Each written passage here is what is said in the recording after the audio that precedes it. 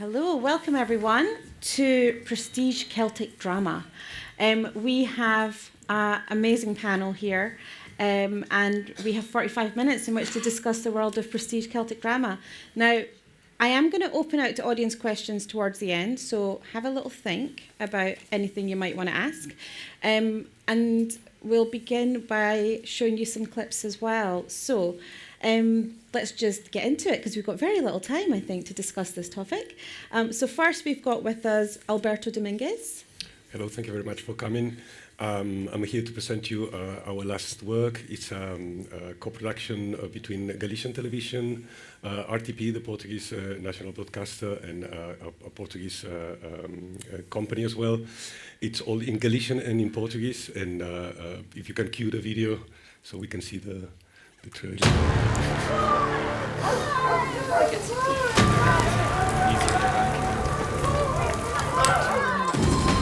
Tenho nas mãos caso que envolve empresas, políticos, a polícia. A minha casa em Ciarán foi assaltada. Isto não é uma alucinação minha. Tu não vais comprovar nada. Não te deixes atrapar pelo passado. Sabia que na última década houve uns 20 fogos, pequenas dimensões, nesta zona. Mais de um terço tem origem desconhecida. A polícia tem essas pessoas todas identificadas. Agora, um dos problemas é conseguir culpá-los, não é? Então já suspeito. Não, isto não é uma especulação, garanto. Lucia, tu não foste para Ciarán fazer investigação, tu foste para aí cobrir um incêndio. Acaba de estar uma jornalista na minha casa fazendo perguntas. Só tinhas de fazer as coisas direitinho. Eu digo a cara, não penso deixá-lo assim. Conta-me a puta verdade.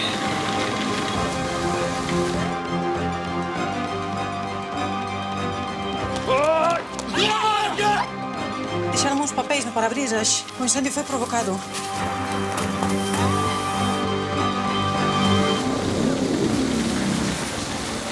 Não venho a contar que arde a monte. Venho a contar por quê.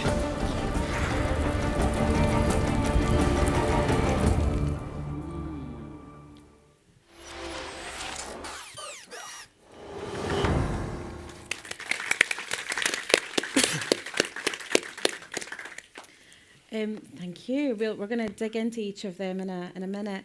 Next up, we have Arabella Croft. Thank you, Raisah. Hi, everybody. I'm Arabella. I run Black Camel Pictures in Glasgow.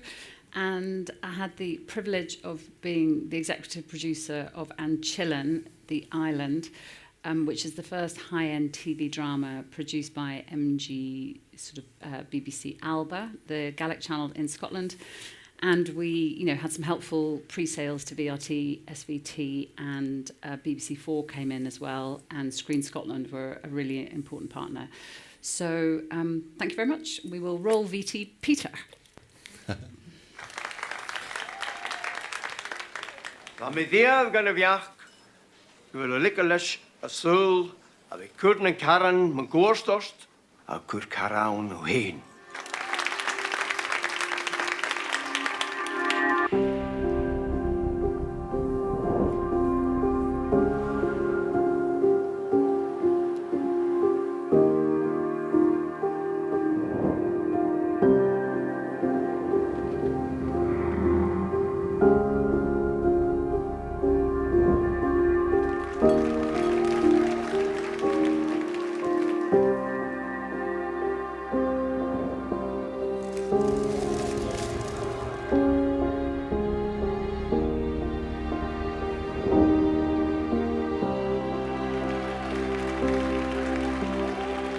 Join with me in counting down to the dawn of a glorious new year.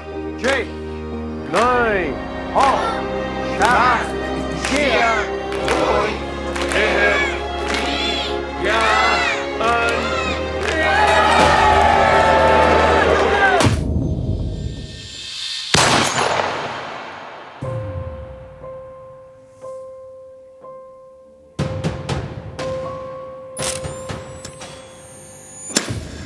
PC Crichton, our family liaison officer. You're from the islands. Did you know them? Yeah, we all did.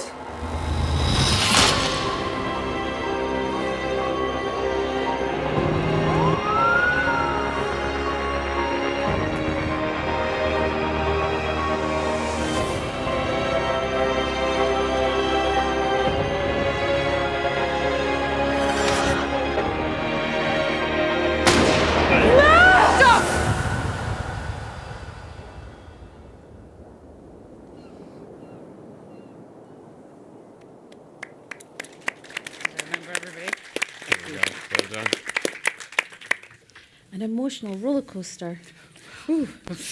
Next up, we have Ciarán Charles. Hello, everyone. My name is Ciarán. I'm a producer with Phoebe Media, and I'm here on behalf of Team Crawl, which is a Irish language drama series that was co-commissioned by TG Cahar and BBC Northern Ireland, funded by Screen Ireland, the Irish Language Broadcast Fund, commissioned them on, and a host of other partners. It premiered on TV in November 25, and it was the first Irish language drama to get a BBC network slot in January 2025. So yeah, let's roll the trailer.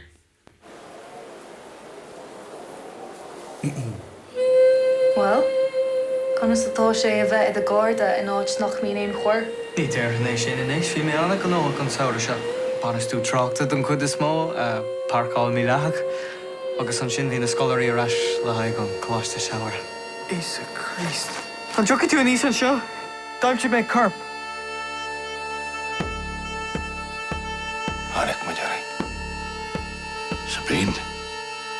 Kaj. En Alberto. Call daimse tú. Carp? Máthar Connell. Thomas. Tú a mé leat go raibh rud éigen ní cheart leis. Is psychopath é.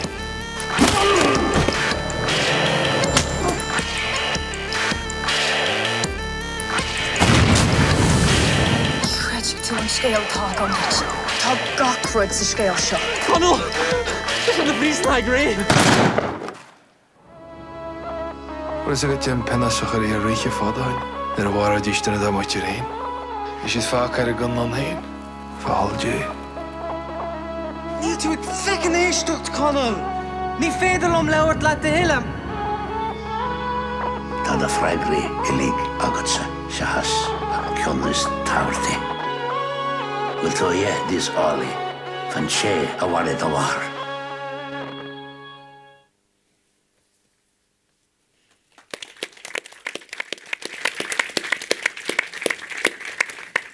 Gosh, we're going to have a lot to talk about. And we have Gareth Williams. Hello, Divda, Prananda. Hello, Bob. I'm Gareth Williams. I'm Chief Executive of Rondo Media from Wales. We're based in Carnarvon and in Anglesey and in Cardiff. And one of the shows we produce is called Round Around, which is a twice-weekly drama series. And developing from that, a character called Barry did some very bad things and went to prison. And we made a show called Barry, which is a prison-based drama series. And here's a taste of the promo for the second series.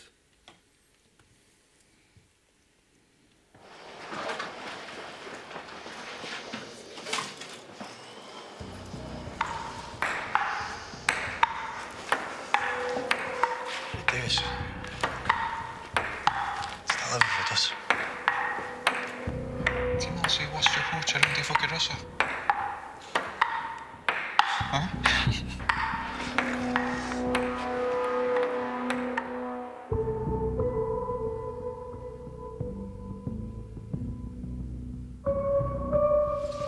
Welcome to C-Wing. We've got 24 cells, mix of single and double occupancy, triple if we're desperate. Come on, open the door, please. Dyna pam dwi'n casau ti, Hardy. Dy'r lads ar y weithgyd yn hapus efo'r ffordd ti'n neud.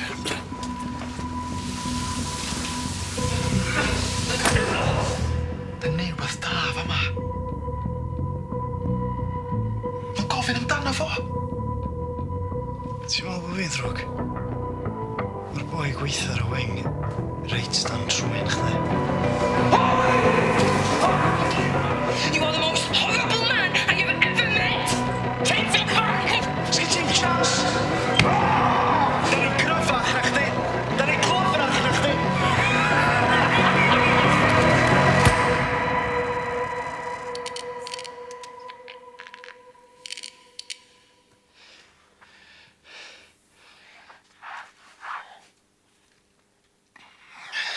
Ti'n effro, Barry.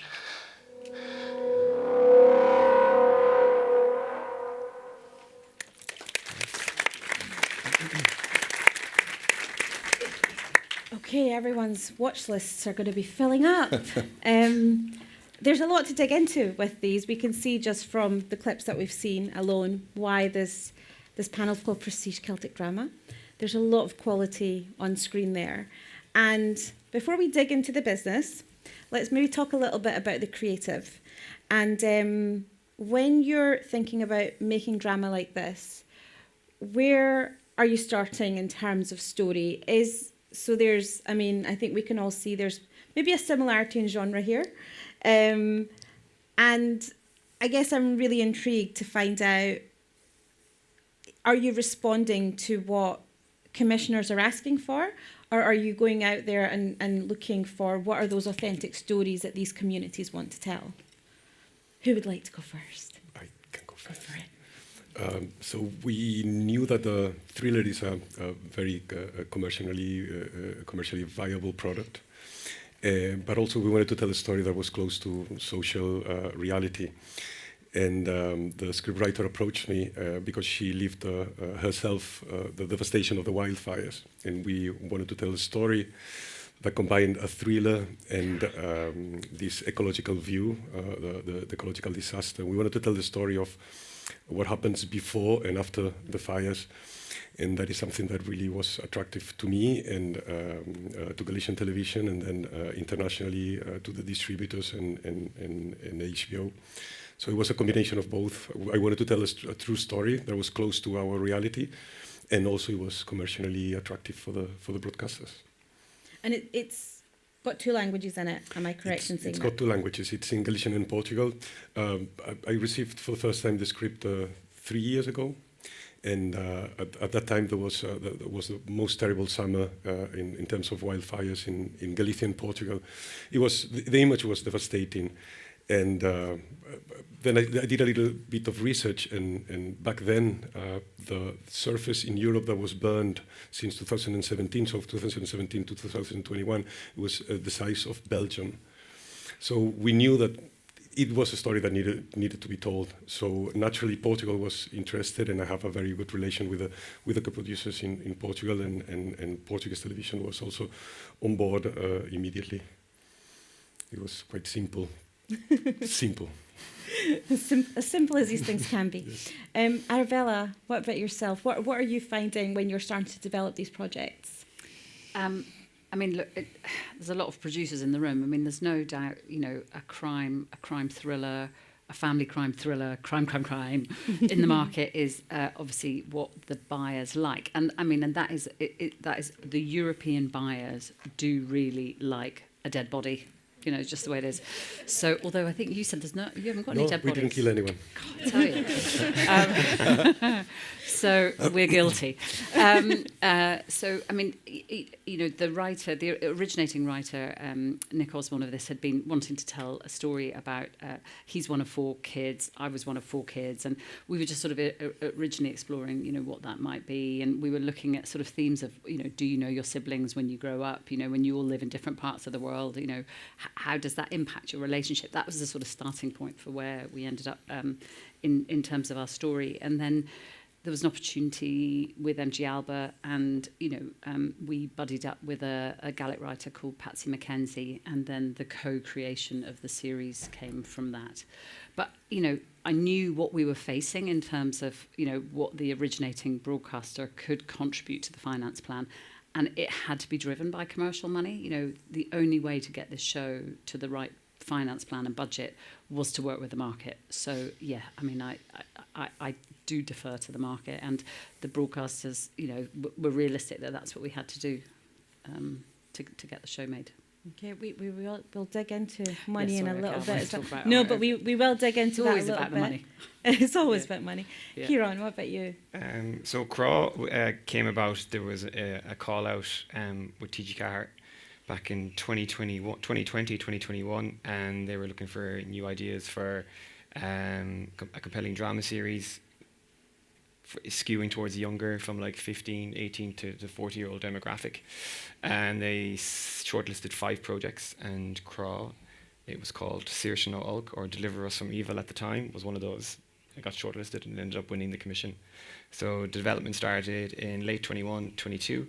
And the whole idea was this compelling premise by the co-creators, Richie Conroy and Darren Horrigan, of a guy who joins the police force to investigate the disappearance of his mother, they find her body on this patch where he's stationed, and he's no longer allowed to be involved in the investigation.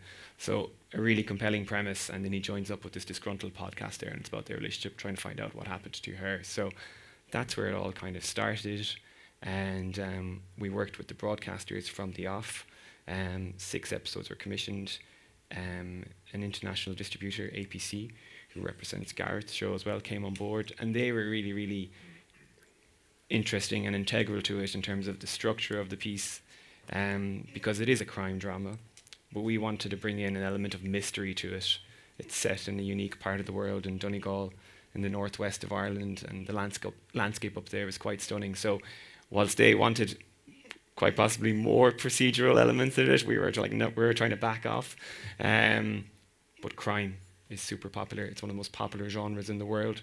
It's about trying to find your way into it from a storytelling perspective, and that's how it all came about from our end. And was that call out specifically for crime, or was it quite open? No, Okay. it wasn't. No, it wasn't at the time. It was open to multiple genres. Okay. Yeah. That's interesting. We were the only traditional crime one out of the 5 that were shortlisted. I would say traditional being the wrong word there, but just in terms of the genres, it was the only one that was kind of crime focused. Okay. Producers listening, crime. Gareth, what about yourself? Well, Barrier was commissioned by SOC and hugely supported by Gwenthi and Gravel, who is their drama commissioner. As I mentioned, we had a character, Barry Hardy, who'd gone to prison in Round a Round, as it were, but we were also looking at doing something that was very, very different in its tone and character to Round a Round, which Barrier is. And we also had been discussing with a distributor, the same distributor Ciarán mentioned. I think I should add as well that Barrier is written by a Ciarán Griffith. It's a good name, Ciarán. And he'd been working on research and testimonials of real prisoners, of people who'd been in prison, and of people who'd worked in prisons. And we were keen to do something that was very kind of authentic to the roots of where we were basing the story as well, which is in North Wales. Side by side, we had a new project, a new studio that we'd invested in, alongside S4C's commercial arm and Creative Wales, Welsh Government's cultural arm. And we thought this was a brilliant opportunity to put a new series in Aria Studios, which is where we've shot both series. So all of it's filmed in North Wales. It's mainly in Welsh, but there's some in English in it as well, and a character who kind of speaks a mixture of both, kind of some Welsh, some English. But what was really refreshing for us, you mentioned the distributor, Ciarán, is they didn't want another version. They were very, very happy with that one version and delighted with it being a version that was full of Welsh. And I think that was a really positive thing, that it was a series we could sell. And we've just heard as well that it has sold to an SVOD in America and in Australia and in New Zealand. And we'll be able to say a bit more about that soon, hopefully. Oh, brilliant. Well done. I mean, picking up on language, and, you know, this panel, if we read the description, was talking about looking globally while creating locally. And I guess there's nothing more local than the languages that you're all working in. How have you found the process of working in those languages? Are you having to do things in English and then I guess translate in a way? Can you work in the original language? And are you finding that by working in those languages, it actually is reaching more audiences? Can you talk a little bit about that process of language? Anyone can jump in.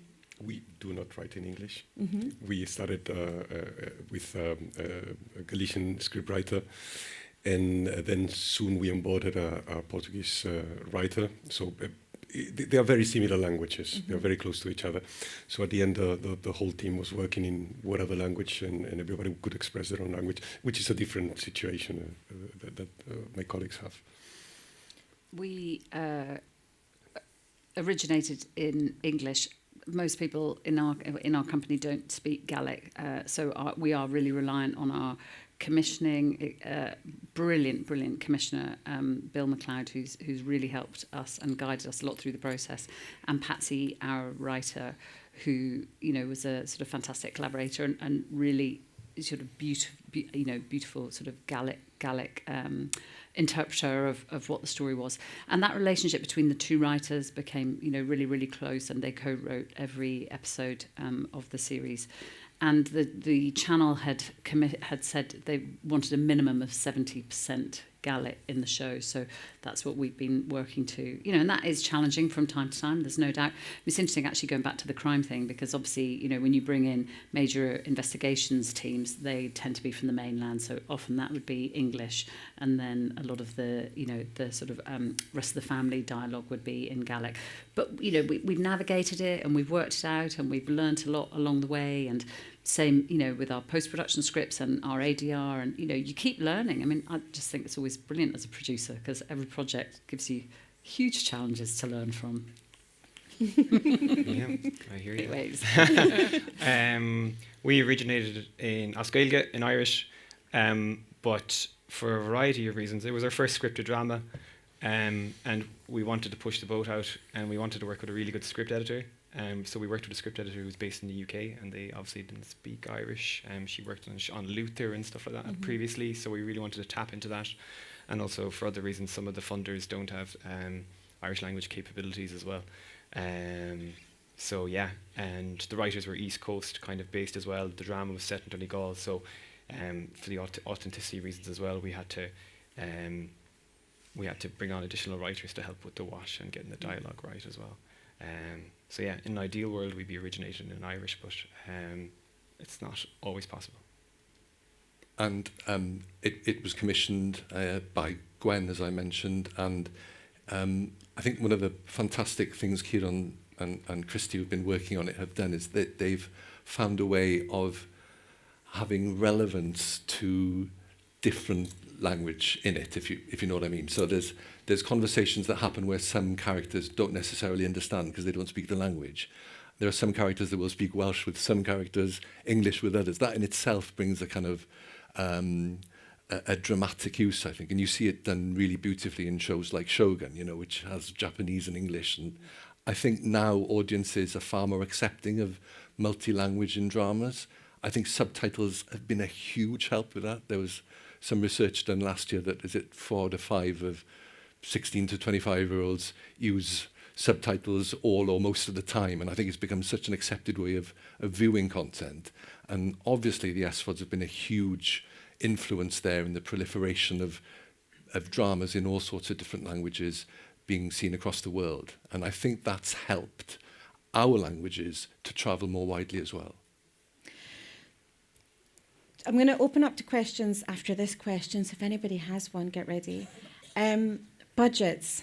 Now, what we were seeing in the clips, it looks amazing. And I'm making a guess here in saying you did a lot with very little money in all of your productions. Can we talk a little bit about the challenges of budgets when you're making things for your sort of specific regions? It's quite interesting, actually, because when we were talking beforehand, we all have slightly different budgets, and it was interesting sort of understanding the parameters that everybody had been working within. I mean, I knew what I was charged with, and it was being commissioned as a high-end drama. I had to get, to the tax credit, and that was hard because, the channel were only putting up a quarter of the budget. So I had my work cut out in terms of All 3 Media International, our sales agent, in terms of bringing that part of the finance to the table. And they were incredibly supportive of the project and, really gave us a good advance against the first series. And then Screen Scotland came on board, and then we cobbled together, all the bits of money that you need to try and get. We got there in the end, but we literally scraped over. And I remember the bank going, "Oh, is this really hitting the tax credit?" It was that close, trying to get like every 10 grand over meant so much. So, we hit that threshold. Which, I think shows in terms of the production values that we've been able to achieve. And I should say, we shot on location in the Hebrides. So we shot for 9 weeks, and we had 3 of those weeks were in Glasgow, but we had a crew, and by the way, the Hebrides is 9 hours from Glasgow. It is not easy. And, so a lot of our budget did go, on the crew and accommodation and, looking after people. So, but I think it really shows and is fantastic. Anyway, sorry, I digress. No. No, in our case, we had this very ambitious script, so we needed to onboard a lot of partners. We started with Galician Television that made a great effort to support us. Then RTP arrived as well with our colleagues from Portugal. Then we have the tax credits in Spain. Then we get the agency, the fund from Galicia. And then finally, Yurimash was the only Spanish TV series that they supported. So all that together combined, and we managed to make a decent TV series. Bigger budget than what we're used to have. Actually, we were sharing the numbers before, and that is something very nice about this festival, that you find people that are working with the same limitations, but also the same ambitions. And that's what I was saying, quoting simple, no? Because it's been 2 years of trying to finance the series.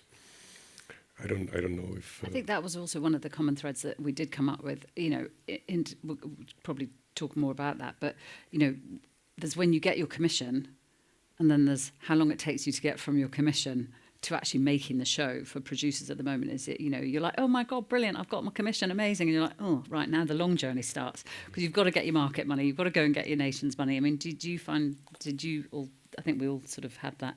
Yeah, no, for sure, yeah. Of time, don't we? Yeah, I think so, yeah. I think, yeah, just trying to get those pieces of the jigsaw together, you know, and it feels very much like the independent film finance model out there that people will talk about on the panels tomorrow and whatnot as well. It's super tricky out there.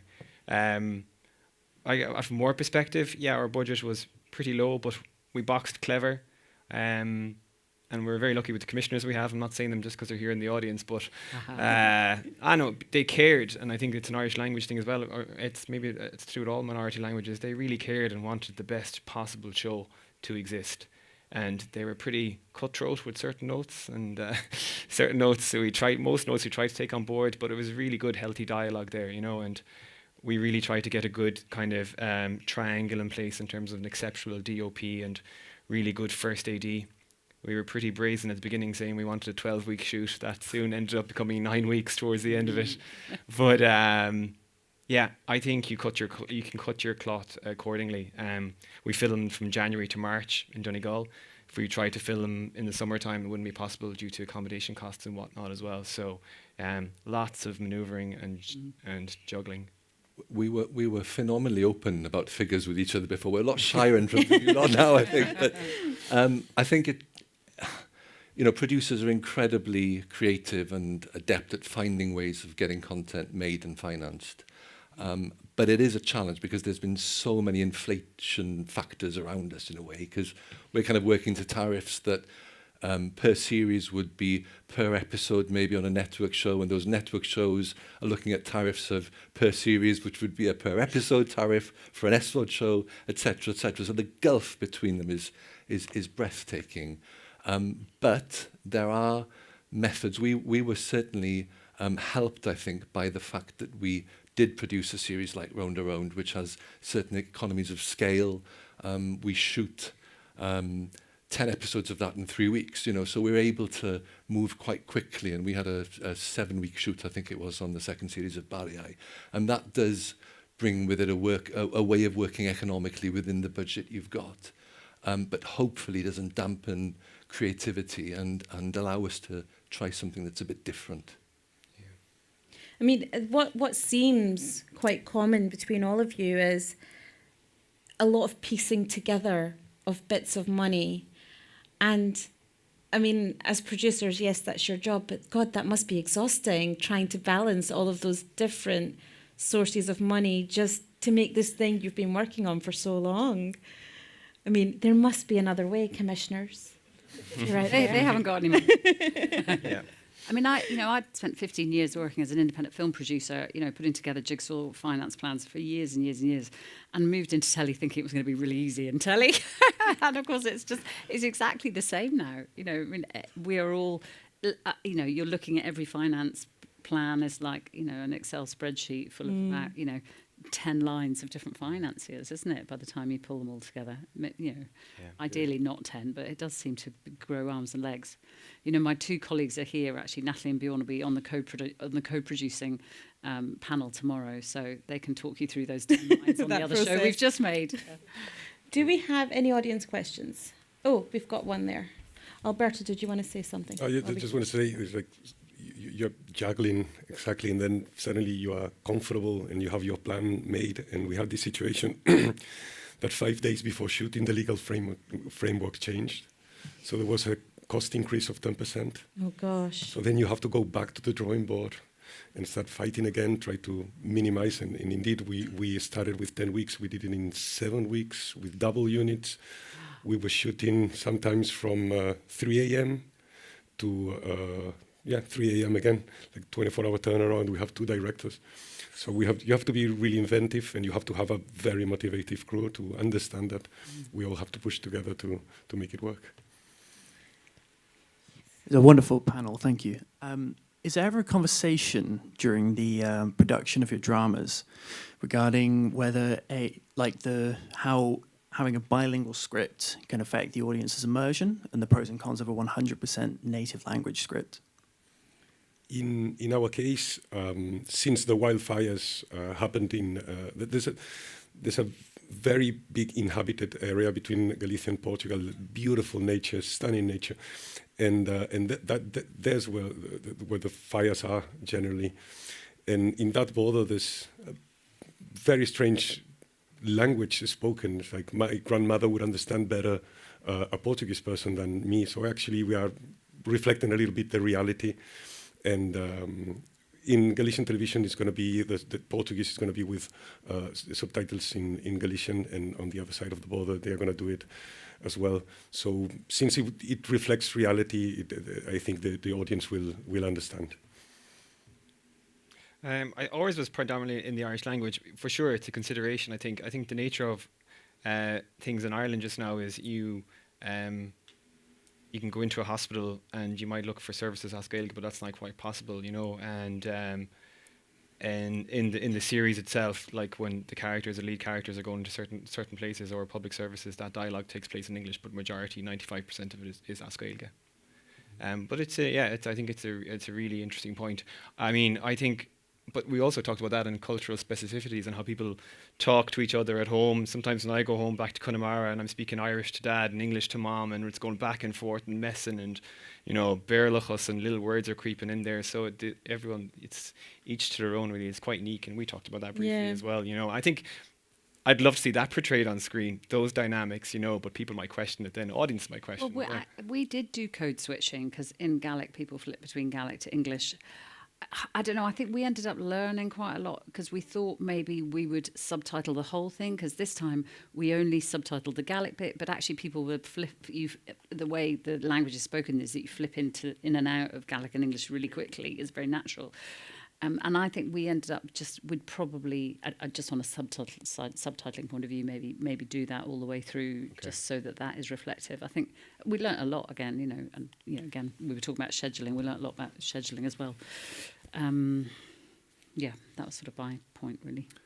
Yeah, I mean, it was interesting with Barrier because we had some actors who didn't speak Welsh, and to a certain degree, they needed to be made aware of what everybody else was saying and understanding what was going on in the scene, as it were. So there were translation aspects for their benefit, but the distributor was perfectly happy in the first place to have it as it was as a script, which, we were hugely enthused by. We discussed a previous project with them, another crime series as it happened, so we got to know them, but they really liked the idea, the concept, the tone of it, the ideas that Ciarán, the writer, was bringing to it.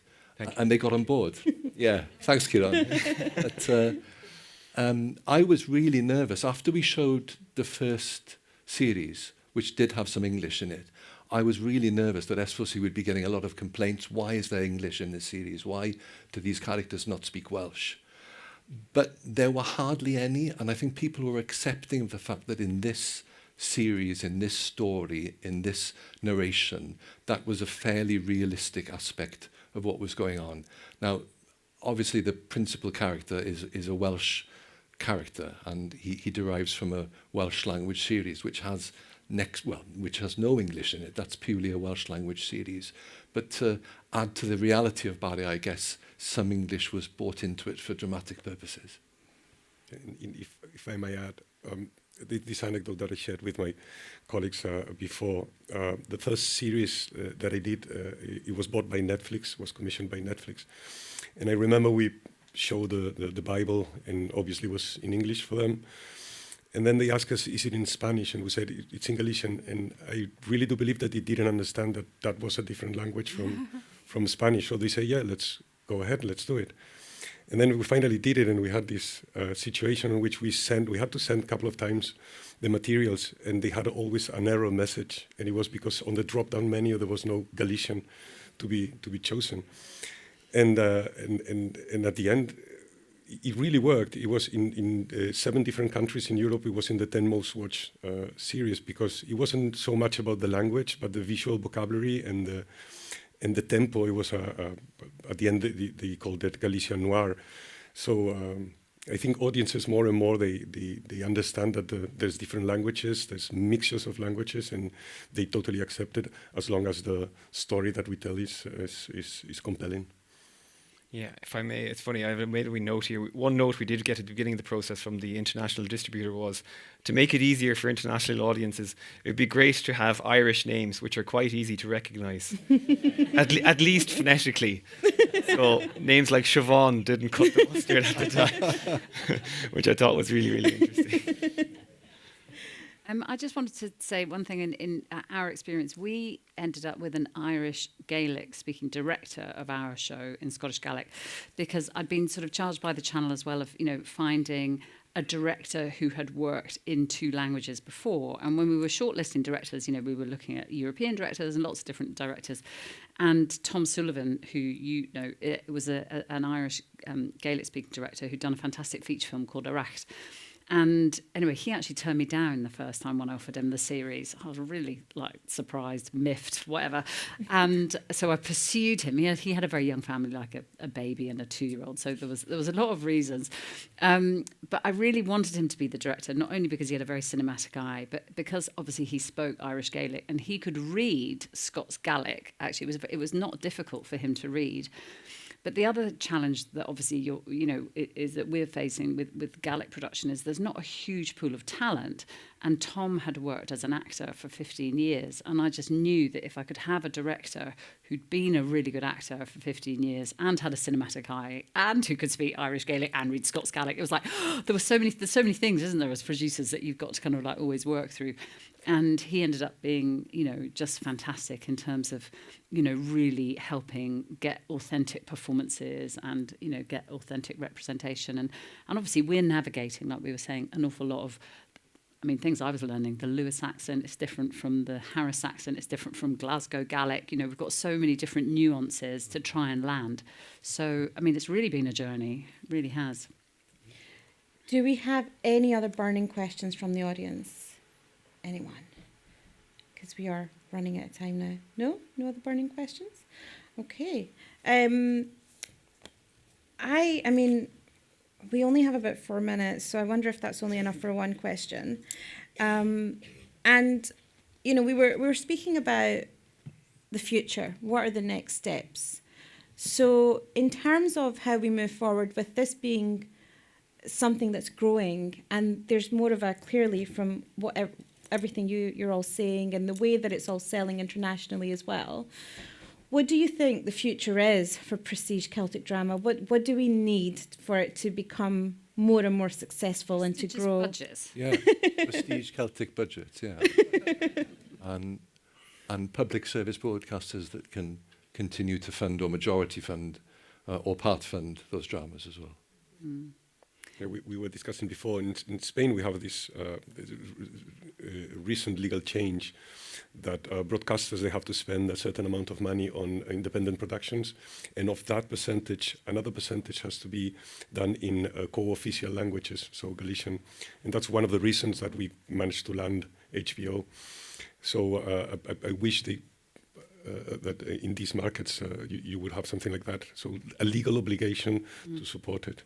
because we are covered in that side, and Galician television is making a good effort. We were discussing that with the Netflix tax, effectively, which is in some European countries. And, you know, if the SVODs are predominantly responsible for the huge inflation in terms of costs and stuff in the UK, you know, I think we need to be getting something back from that.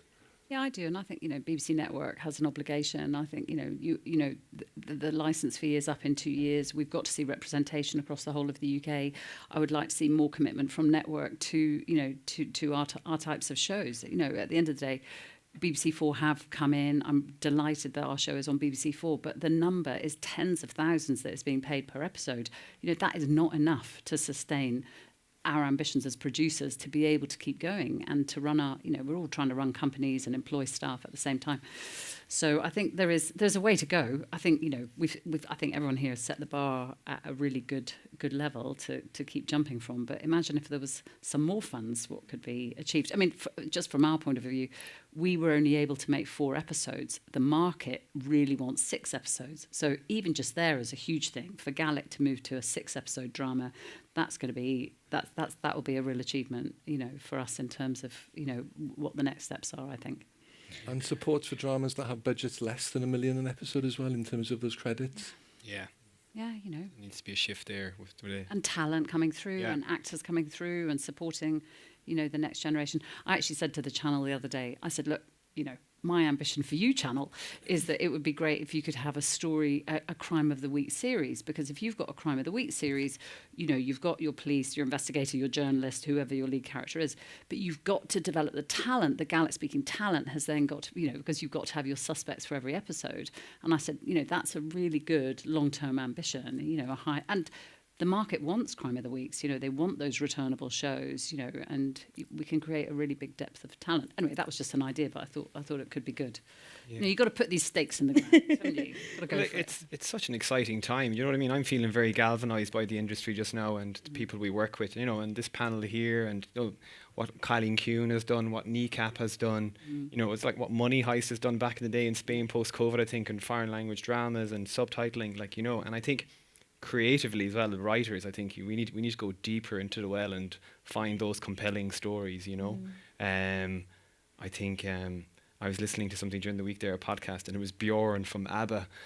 Forgive me now, but basically, you know, him or the avatar of him. Well, that's a good question. Yeah, but like, you know, if you think about it, like every ABBA song is deeply rooted in Swedish heritage and tradition, and they've just got this kind of contemporary, kind of modern twist on it. But they've never left Sweden, and they've managed to become a worldwide success. So I think it's, you dig where you stand, you know. So I think really leaning into that, I think, is so important, and just going for it. Be more ABBA. Be more ABBA. Be more ABBA. That's what we're taking away from the panel. We are out of time, and I feel like we've only scratched the surface of this. There's a lot we could have discussed here. Thank you so much for being so open, for showing us your shows and giving us a sense of how you went about crafting them and getting them out there to audiences.